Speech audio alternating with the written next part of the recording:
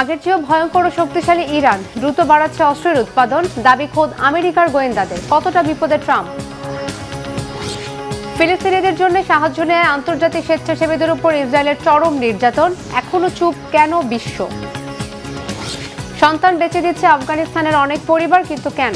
৭৫% মানুষ খাবারের অভাবে ভুগছে? কি করছে তালেবান সরকার? আসসালামু আলাইকুম, দেখছিলেন Bangla vision world news headline. এবারে বিস্তারিত।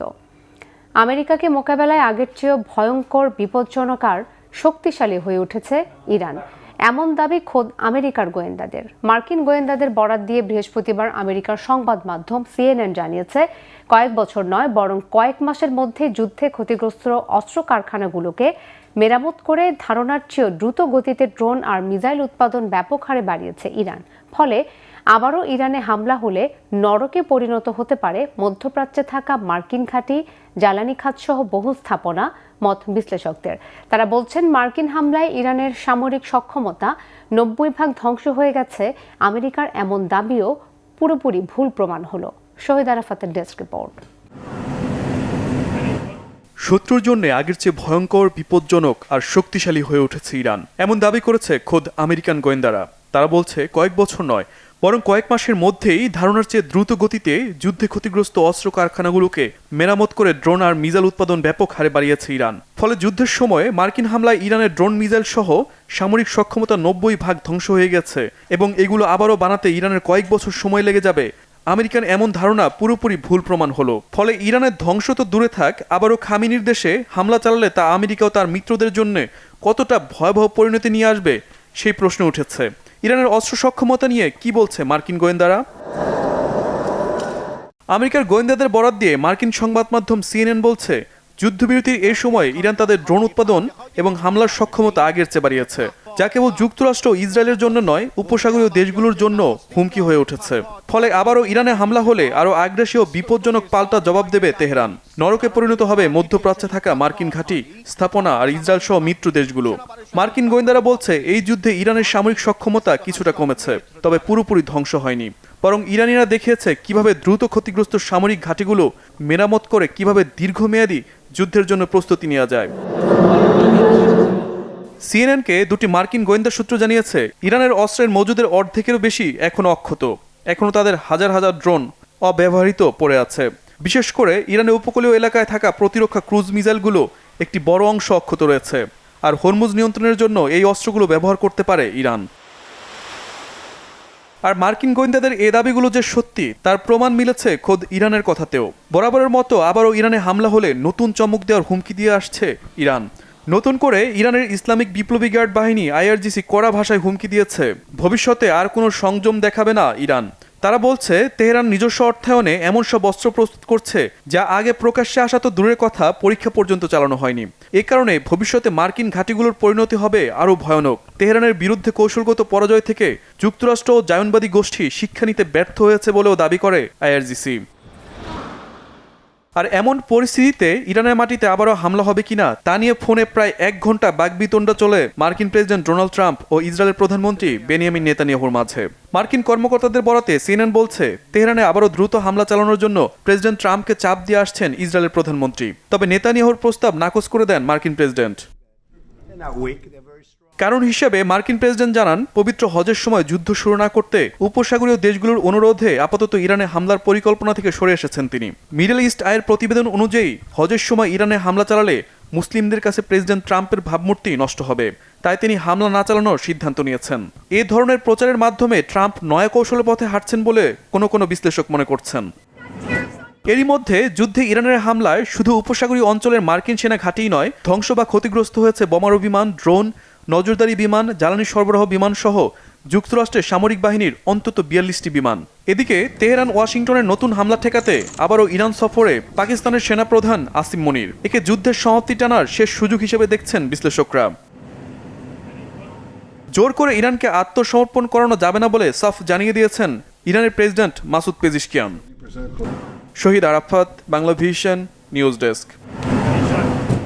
ফিলিস্তিনিদের পক্ষে মানবতা দেখানো যেন আজন্ম পাপ। এবার আন্তর্জাতিক স্বেচ্ছাসেবীদের ধরে নিয়ে চরম শিক্ষা দিয়ে হাড়ে হাড়ে টের পেতে বাধ্য করছে ইসরায়েলি বাহিনী। চরম অপমান অপদস্থ করে সেই ভিডিও সোশ্যাল মিডিয়ায় ছড়িয়ে দিয়েছেন খোদ ইসরায়েলের জাতীয় নিরাপত্তা মন্ত্রী বেন গাভির। শুধু পাকিস্তান বা ইন্দোনেশিয়ার মতো মুসলিম বিশ্ব নয়, এর তীব্র নিন্দা জানিয়েছে কানাডা, গ্রিস, ইতালির মতো পশ্চিমা দেশ। বিবৃতি দিয়ে স্বেচ্ছাসেবীদের মুক্তির আহ্বান জানিয়েছে জাতিসংঘ। আন্তর্জাতিক আইন কানুনের তোয়াক্কা না করে দিনকে দিন ইসরায়েলের এমন বেপরোয়া হয়ে ওঠার কারণ কি? কেন থামানো যাচ্ছে না বর্বর এমন ঘৃণ্য উন্মাদনা?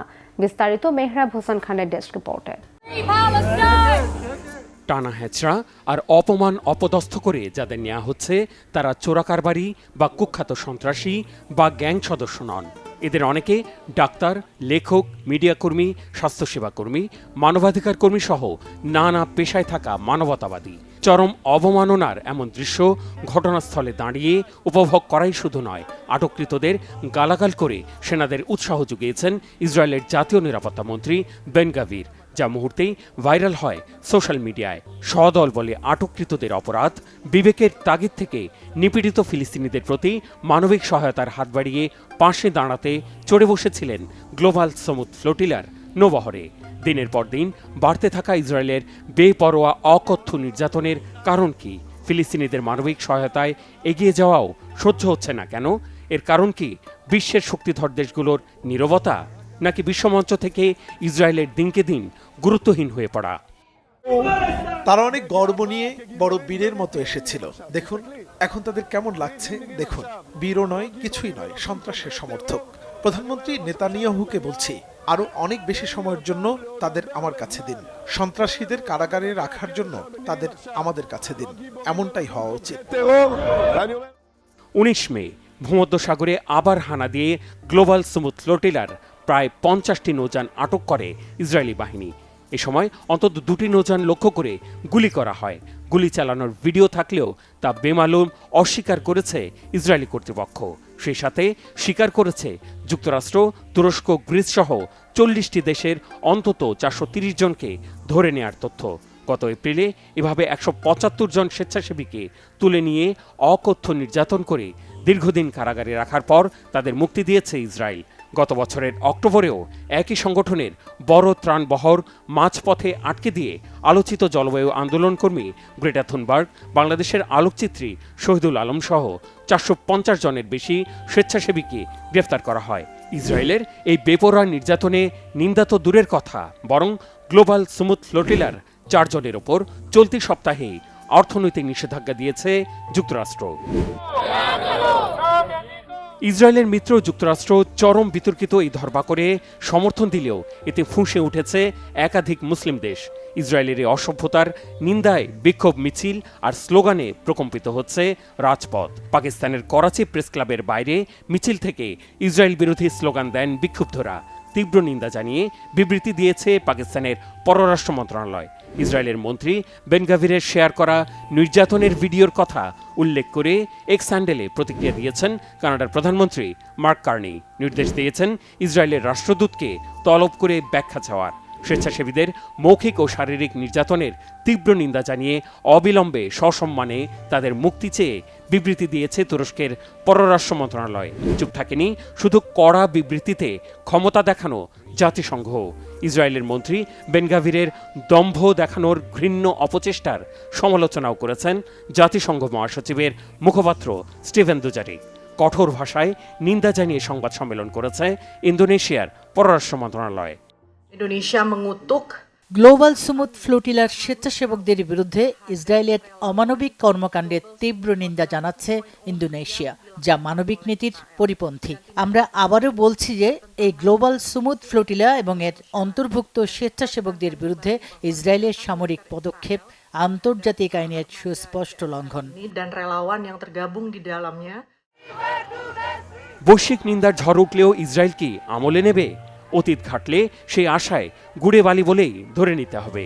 ভয়ভীতির তোয়াক্কা না করে আন্তর্জাতিক নিয়মকানুনকে বৃদ্ধাঙ্গুলি দেখিয়ে যুগ যুগ ধরে হত্যা, বর্বরতা, গণহত্যা চালিয়ে যাওয়ার কারণ কি? আন্তর্জাতিক সম্পর্ক আর আইনি বোদ্ধাদের বিশ্লেষণের সমাপ্তি ঘুরে ফিরে থেমে যায় একই গন্তব্যে। দুর্বৃত্ত রাষ্ট্র হিসেবে ইসরায়েলের অপ্রতিরোধ হয়ে ওঠার হোতা হিসেবে যুক্তরাষ্ট্রের নিরঙ্কুশ প্রশ্রয় আর নির্লজ্জ মদতকে দায়ী করেছেন তারা। Mehrab Hussain Khan, Bangla Vision, news desk. একদিকে ইরানের সাথে আলোচনা আর অন্যদিকে দেশটির উপর হামলার হুমকি দিয়ে আমেরিকার ভণ্ডামির পরিচয় দিচ্ছে বলে কড়া সমালোচনা করেছেন চীনের প্রেসিডেন্ট শি জিনপিং ও রাশিয়ার প্রেসিডেন্ট ভ্লাদিমির পুতিন। ইরানের উপর চালিয়ে আমেরিকা ও ইসরায়েল গোটা মধ্যপ্রাচ্যের আঞ্চলিক স্থিতিশীলতাকে হুমকির মুখে ফেলেছে বলেও নিন্দা জানান দুই নেতা। বিশ্বের বিভিন্ন দেশের বিরুদ্ধে বিশ্বাসঘাতকতামূলক সামরিক হামলা আর আমেরিকার ভণ্ডামিপূর্ণ আচরণ অগ্রহণযোগ্য বলেও মন্তব্য করেছেন তারা। সানজিদা ইসলাম তন্নির ডেস্ক রিপোর্ট। আধিপত্যবাদের দাপটে বিশ্ব এখন অস্থির। আন্তর্জাতিক নিয়ম শৃঙ্খলা আবারও ল অব দ্য জঙ্গল বা জোর যার মুল্লুক তার নীতিতে ফিরে যাওয়ার ঝুঁকিতে।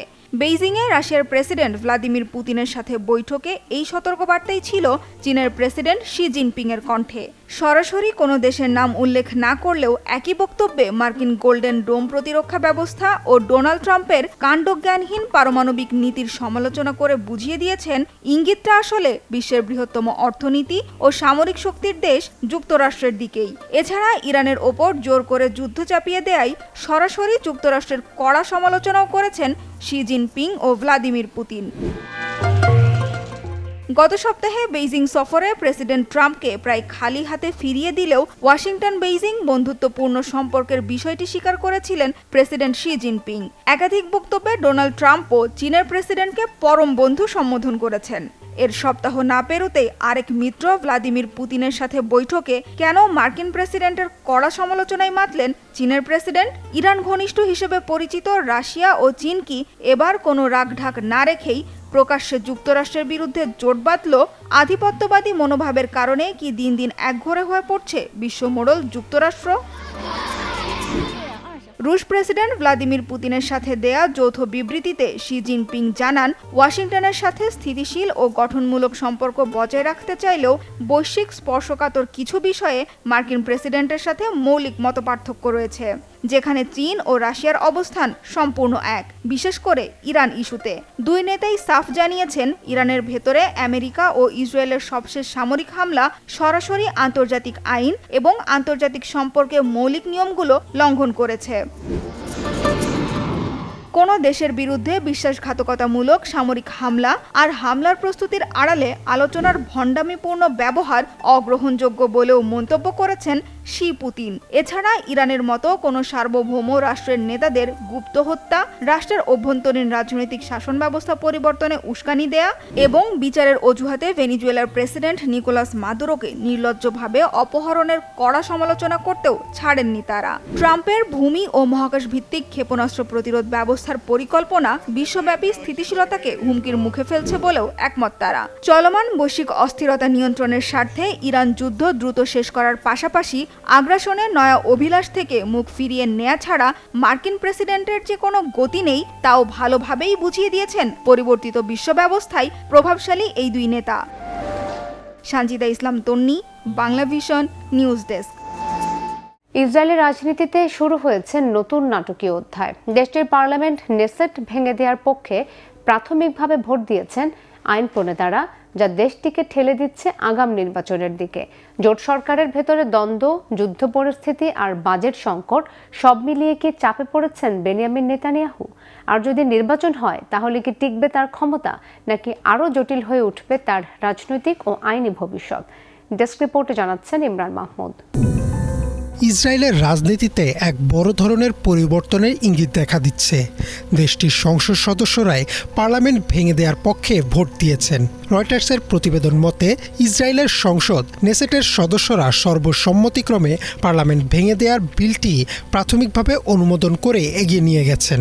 এর সহজ মানে হলো ইসরায়েল এখন একটি আগাম বা মধ্যবর্তী নির্বাচনের দিকে এগিয়ে যাচ্ছে। কিন্তু প্রশ্ন হচ্ছে, কেন এই সিদ্ধান্ত নেওয়া হলো? বর্তমান সরকারের কি হবে? আর নেতানিয়াহুর ভাগ্যই বা কোন দিকে যাচ্ছে? পার্লামেন্ট ভেঙে দেওয়ার মূল কারণ হলো বর্তমান জোট সরকারের ভেতরের চরম অস্থিরতা ও মতবিরোধ। আল জাজিরার সংবাদ অনুযায়ী সরকারের শরিক দলগুলোর মধ্যে নীতিগত অনেক বিষয়ে গভীর মতপার্থক্য তৈরি হয়েছিল, বিশেষ করে বাজেট, যুদ্ধ পরিস্থিতি এবং প্রতিরক্ষা সংক্রান্ত কিছু বিতর্কিত বিল নিয়ে একমত হতে পারছিলেন না সংসদ সদস্যরা। যখন কোনো দেশের সরকার নিজেদের মধ্যে ঐক্য বজায় রাখতে পারে না, তখন রাষ্ট্র পরিচালনা করা কঠিন হয়ে পড়ে। টাইমস অফ ইসরায়েলের তথ্য মতে এই রাজনৈতিক অচলাবস্থা কাটানোর জন্যই সংসদ সদস্যরা সিদ্ধান্ত নিয়েছেন যে জনগণের কাছে ফিরে যাওয়াই এখন একমাত্র পথ। তবে পার্লামেন্ট ভেঙে দেয়া মানে তাৎক্ষণিকভাবে নেতানিয়াহুর সরকার ক্ষমতা হারাবে বিষয়টা এমন না। ইসরায়েল ডেমোক্রেসি ইনস্টিটিউটের ব্যাখ্যা অনুযায়ী নতুন নির্বাচন শেষ না হওয়া এবং নতুন কোনো সরকার দায়িত্ব না নেওয়া পর্যন্ত বর্তমান সরকারই একটি তত্ত্বাবধায়ক বা অন্তর্বর্তীকালীন সরকার হিসেবে কাজ চালিয়ে যাবে।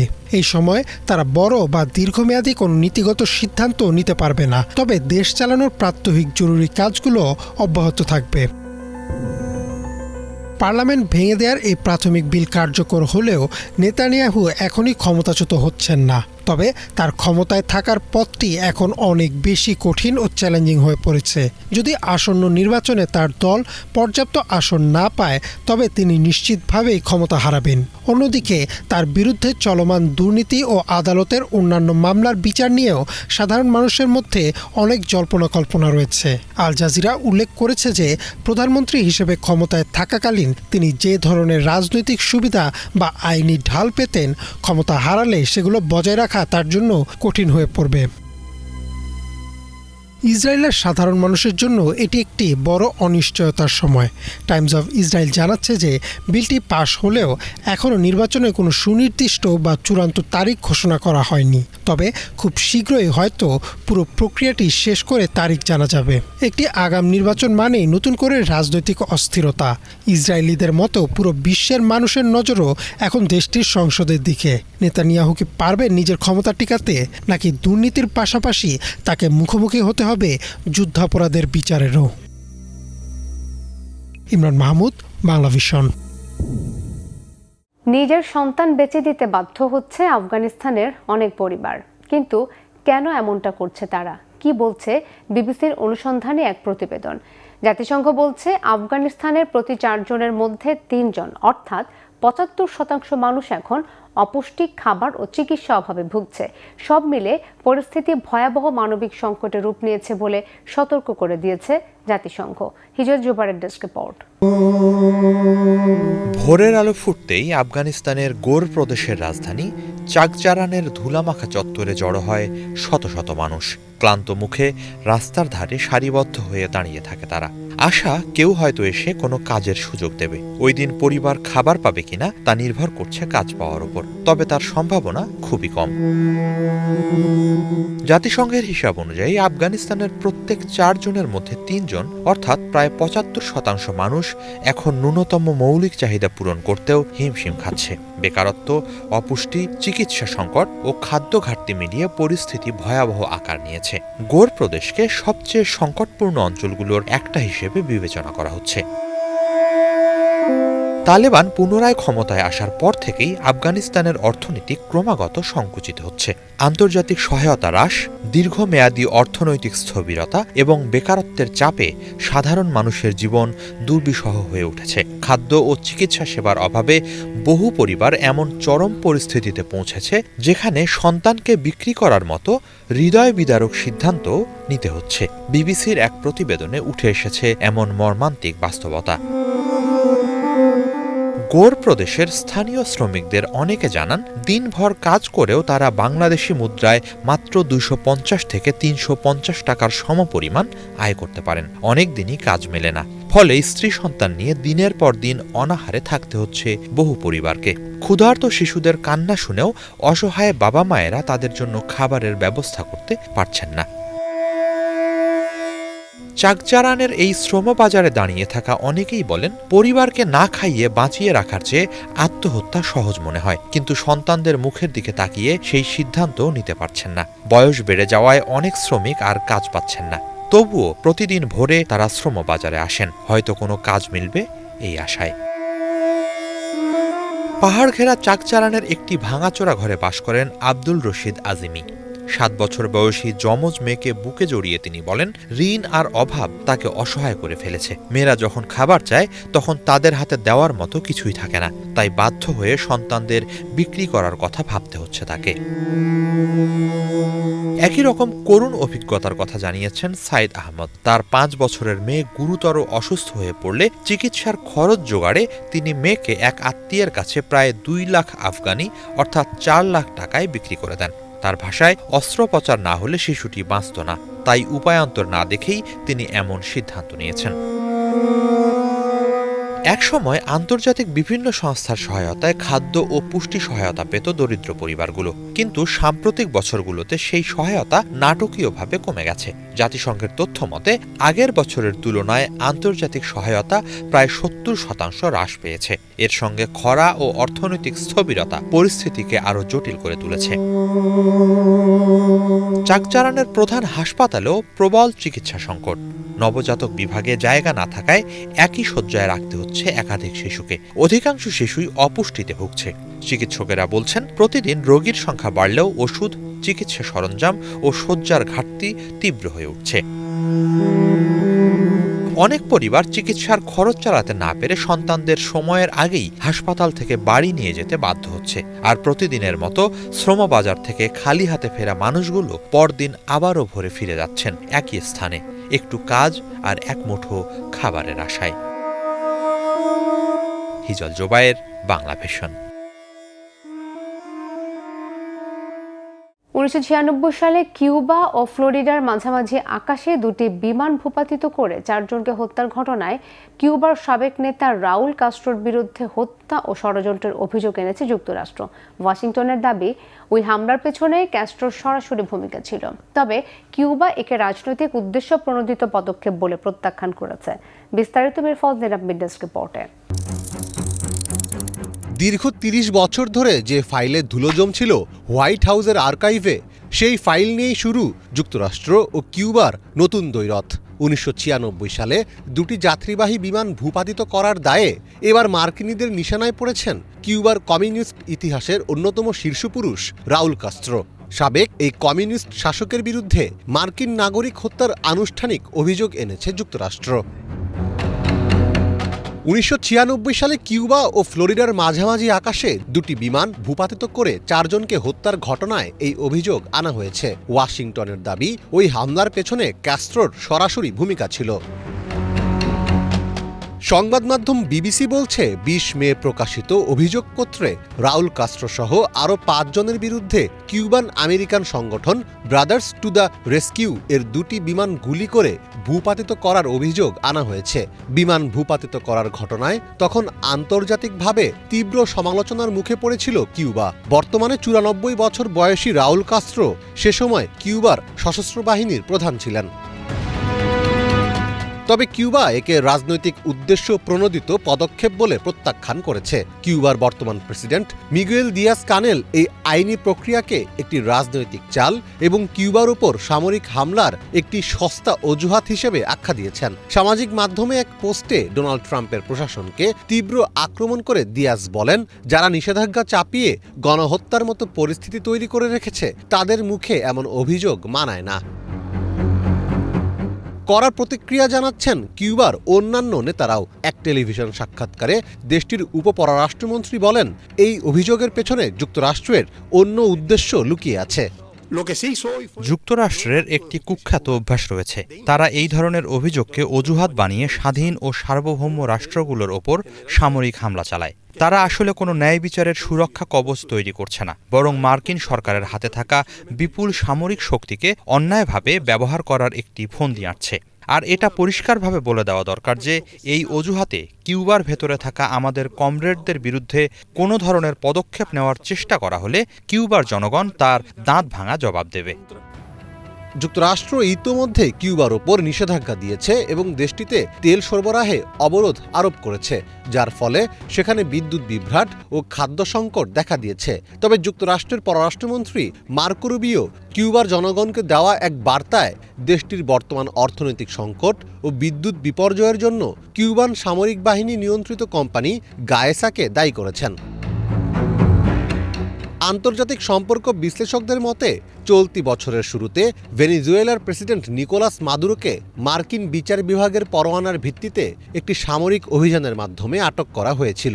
রাউল কাস্ট্রোর ক্ষেত্রেও ট্রাম্প প্রশাসন একই ধরনের কোনো সামরিক অভিযানের অজুহাত খুঁজছে কিনা তা নিয়ে গভীর সংশয় রয়েছে। মীর ফজলে রাব্বি, বাংলা ভিশন। এই ছিল আজকের মতো। এতক্ষণ সাথে থাকায় ধন্যবাদ সবাই।